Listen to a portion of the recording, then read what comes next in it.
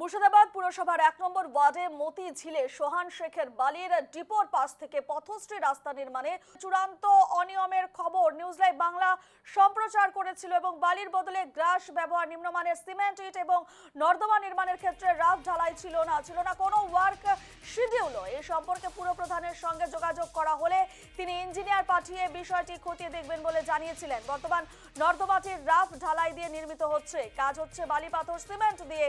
এই প্রসঙ্গে এলাকার মানুষ জানিয়েছেন যে রাস্তাটি সঠিকভাবে নির্মিত হচ্ছে।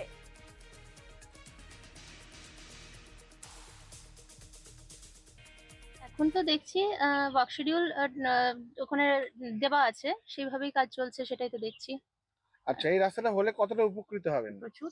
এটা একটা কাঁচা রাস্তা ছিল, এখানে টোটো আসতো না, মানে রোড অব্দি টোটো এসে তারপর টোটো ভেতরে আর ঢুকতো না।